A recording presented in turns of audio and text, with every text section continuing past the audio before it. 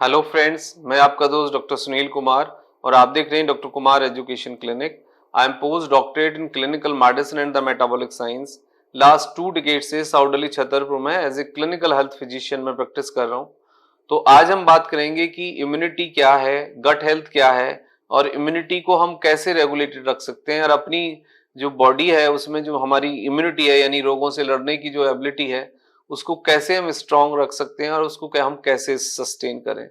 आपने देखा होगा कि बहुत सारे लोग इम्यूनिटी बूस्टर, इससे बहुत अच्छी इम्यूनिटी होती है, ये सब मार्केटिंग करके प्रचार करके लोगों को मिसगाइड करते हैं। देखो, दुनिया में कोई ऐसा सॉल्यूशन नहीं बना, ऐसी कोई दवाई नहीं बनी, ऐसी कोई गोली नहीं है कि जो आप अंदर डाल लो और उससे आपकी अच्छी इम्यूनिटी हो जाए।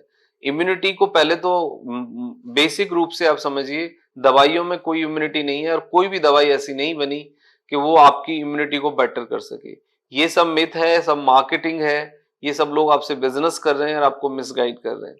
तो सबसे पहले ये समझिए कि इम्यूनिटी आखिर है क्या।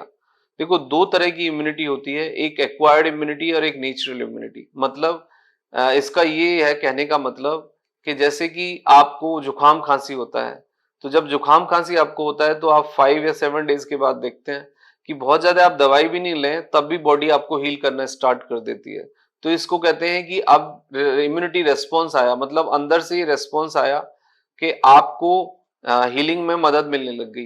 देखो, दो चीजें होती हैं, एक एंटीजन होता है, एक एंटीबॉडी होती है। एंटीजन का मतलब है कि मतलब एंटीजन के कारण हमें इन्फेक्शंस आते हैं, प्रॉब्लम्स होती हैं। और एंटीबॉडी मतलब एक रेस्पॉन्स है उसको ठीक करने का, उसको हील करने का, उसे मैनेज करने का। ठीक है, मतलब इसको इस तरीके से भी समझ सकते हैं कि एक रेजिस्टेंट के लिए, एक इम्यूनिटी के लिए इंडिया के बॉर्डर पे कुछ सेनाएं हैं, वो उस चीज को रोकते हैं। मतलब दूसरे देश वाले घुसपैठ करने की कोशिश करते हैं, डिस्टर्ब करने की कोशिश करते हैं, सिक्योरिटी को, लैप्स सिक्योरिटी को मतलब बिगाड़ने की कोशिश करते हैं। लेकिन जहां पे इम्यून करने के लिए, रजिस्ट करने के लिए एक इम्यूनिटी है, वो है इंडियन आर्मी, वो उसको रोकने की, ब्लॉक करने की कोशिश करती है। तो ये चीजें होती हैं। एक रेस्पॉन्स है कि वो पहले से खड़े हुए हैं, एक दूसरा रेस्पॉन्स है उसको टैकल करना, कि जब कोई प्रॉब्लम होती है तो फिर उसको वो काउंटर करने के लिए एक रेस्पॉन्स देते हैं। अब मतलब इम्यूनिटी बॉडी एक्वायर्ड करती है।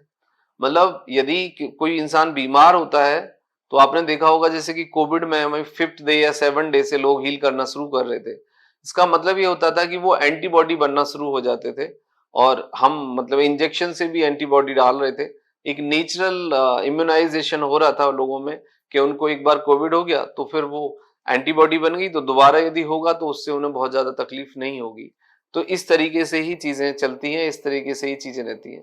एक होता है कि हम बाहर से इम्यूनाइज कर रहे हैं, जैसे कि हम टीके लगाते हैं कि भाई पर्टिकुलर कोई बीमारी होने से पहले ही हमने बॉडी के अंदर एंटीबॉडीज डाल दिए हैं और वो एंटीबॉडीज हैं, मतलब एक लड़ने के लिए एक मैकेनिज्म, एक सिस्टम है।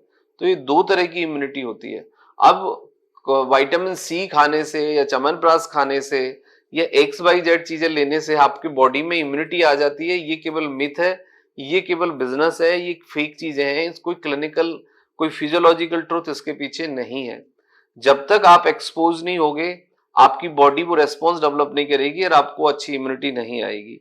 हाँ, आप इतना कर सकते हैं कि बॉडी के अंदर आपका हीमोग्लोबिन यदि नॉर्मल है, आपका विटामिन का लेवल नॉर्मल है, आपके एंजाइम्स अच्छे हैं, आपके हार्मोन्स यदि नॉर्मल है, तो आपकी बॉडी इटसेल्फ ही एक रेस्पॉन्स देगी जिसको हम इम्यून रेस्पॉन्स कहते हैं, जिसको हम एक रिएक्शंस कहते हैं। एक इंटरनल भी एक सिस्टम होता है जिसको हम फैगोसाइटोसिस कहते हैं, कि जो बैक्टीरिया वायरस है जो मतलब जो नहीं चाहिए बॉडी को, उसे एनगल्फ कर देते हैं, हमारी जो सेल्स हैं वही उसको खा जाती हैं, वो क्लीनिंग करती हैं। मतलब सेलुलर लेवल पे एक इम्यूनिटी होती है, तो वो भी एक नेचुरल इम्यूनिटी है।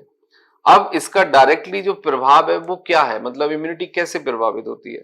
देखो, gut microbes is directly responsible, यानी कि आपका यदि पेट ठीक है, आपका एब्जॉर्प्शन ठीक है और फूड से यदि आपको कोई तकलीफ नहीं होती है, मतलब फूड ट्रिगर नहीं हो रहा है, फूड एलर्जी नहीं हो रही है, फूड इंटॉक्स मतलब इंटॉलरेंस नहीं है, मतलब या फिर कोई एलर्जी आप नहीं देख रहे हैं यदि, तो फिर आपका बॉडी ठीक है, आपका फूड ठीक है।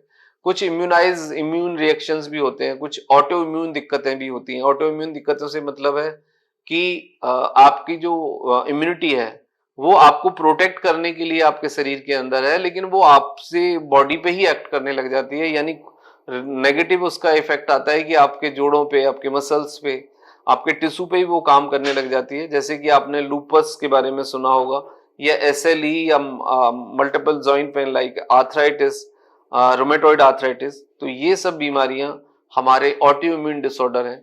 जैसे कि थायराइड है आपका, ये भी एक ऑटो इम्यून डिसऑर्डर है। डायबिटीज है, डायबिटीज में type 1 is auto immune disorder. इसमें हमारी इम्यूनिटी खुद ही से ही खराब हो जाती है। तो मुख्यतः इसमें प्रॉब्लम ये होती है कि हमारी जो गट है, गट से 90% इम्यूनिटी का लेना देना है।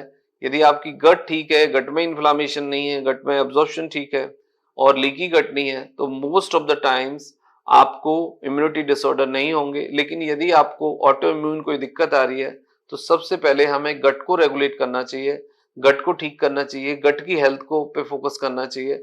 देन फिर हम एक अच्छी इम्यूनिटी डेवलप कर सकते हैं और बीमारियों से लड़ भी सकते हैं और उन्हें मैनेज कर सकते हैं। Thank you very much and take care of yourself.